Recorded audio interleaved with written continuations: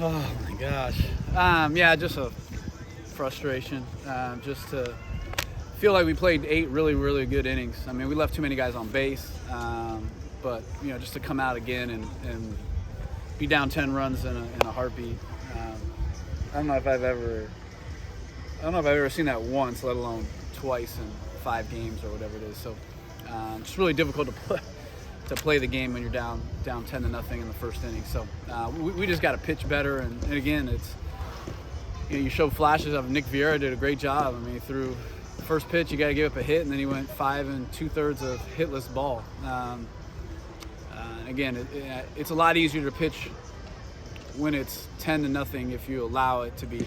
If you just worry about executing pitches and not worry about the score or who's on base, then you're able to put together zeros. But we're just struggling to do that out of the gate. Obviously, the last 2 games we've been really good on the starting pitching, but really other than that, we've really just given up way too many runs and put ourselves in too many holes, and we got to get better at it. You kind of feel like deja vu. It's a Saturday game. It's the first inning. You can't get it out. It's just like a repeat. I mean, it's a heck of a coincidence to happen like that back-to-back weeks. I know. Again, I don't know if I've ever seen it once, let alone twice in 2 weeks. So, again, no game is the same, and I don't know how much of it is here we go again, but like, if you don't want it to happen again, just go out there and put your foot on somebody's throat. Like, you just got to grow up and figure it out. Like, it's not that difficult to want to make a difference. You know what I mean? Like, to change the narrative. And so whatever the reason is, we got to be better. How big was it to have Nick Vieira come out there and pitch for as long as he did? Because I believe this is a career high for him. Yeah, I mean, it was good. Saved some guys in the bullpen for tomorrow. Able to eat up innings, do a good job. But again, I'm also sick and tired of watching guys come in and it's 10 runs and look like they're Roger Clemens. Like, you want to be Roger Clemens and do it every time from the first pitch. Like, and again, I'm proud of Nick. But at the same time, like, we got to be able to pitch like that when the game's 0-0.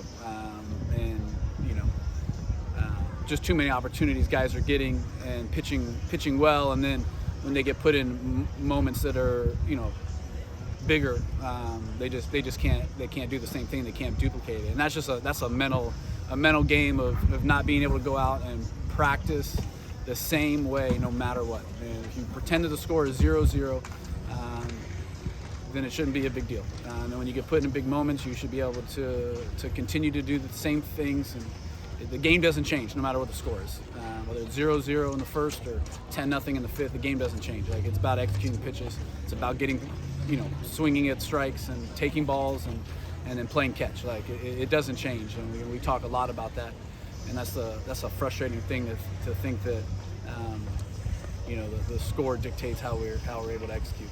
Ben Vespi pitched a week ago. What's his status? When do you expect to see him again? Yeah, I don't know. I mean, he's was a little sore this week, so we just kind of been backing off a little bit. So just trying to get him fully healthy before we let him go.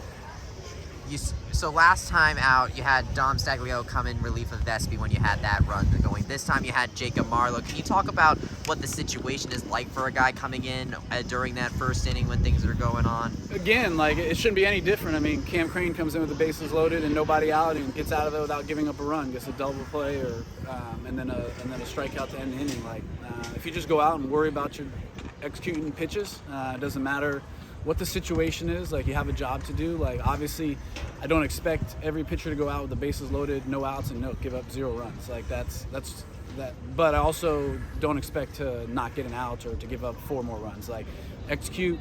If you give up a sac fly, you get a double play and give up a run or 2. Like, that's going to happen. But the only way you can do that is just going out and worrying about your job, execute the pitch, not worry about the situation, not make it any bigger than it is. Do your job, trust the people behind you, and attack. And so again, Cam did a great job of being able to do that and come in. So it's no different in the first inning. Like, I don't want to hear about, like, well, I didn't think that was going to happen. Like, if anything, we should have learned last week that, like, hey, be ready to pitch whenever your number's called. And that might be the 5th hitter of the game, and it might be the 85th hitter of the game. Like, you just be ready when your number's called, and then go out there and execute pitches. What do you want to see from Cam? He's getting to start tomorrow. Yeah. Big game. Yeah, huge game. I just need to see him to kind of just relax and be him. Like, I mean, again, I don't think we've not seen for more than one. I mean, last week, first inning, it looked like Cam Leiter, the guy that we have kind of touted all year, and just keep executing pitches. And if you get guys on, like, just do your job. And so, hopefully he's getting more comfortable, and we'll just go out there, attack. He had a great week, great bullpen. Really like where he's at mentally. Really have spent some time this week just trying to get him prepared, and just to go out there. And it doesn't mean you're not going to give up hits. It doesn't mean you're going to be perfect. I just need you to go out there and be the guy that, we saw all fall and we saw in the preseason. All 3 runs came, of course, courtesy of Ben McCabe, who got to add 2 more to his home run total for 40 on his career. Have you seen a power hitter like him in your coaching career before? Yeah, I mean, but again, Ben's just worked really, really hard. He's been able to do this his entire career. He's worked really hard. He cares. He's a great teammate. Obviously old and has a ton of at-bats. And, this isn't anything shocking. You just see him. He's hit double-digit home runs now 3 years in a row. So, this is you got 10 now, right? Yeah, 10. Yeah, so double digits 3 years in a row. I mean, that's not easy to do in college. But for a guy like him, who's really just been a big part of our program, I'm happy for him, but not shocked at all. Certainly was quick, though. I mean, we're not even halfway through March yet, and he's already at double digits. Yeah, I mean, he's done a great job. But again, that's when you work hard and you're prepared and you're just ready to go when somebody throws a ball that's in your hot zone, and you got to take advantage of it. He's done a great job of when people make mistakes, he hammers it. So proud of him and glad he's on our team. What was your message to the team tonight, and what do you want them to take with them from tonight into tomorrow's game, the decisive series? Well, I mean, we've just prepared for this. We talk all our preseason about how important Sundays can be, and we practiced this last week of winning the first game and losing the second. And now we just got to come out and, again, we played really, really well from the second inning on, so we just got to do a good job of coming out from the first pitch, executing, and being ready to go, and we got to show some fight tomorrow. Appreciate it, Coach. Thanks, guys. Appreciate it.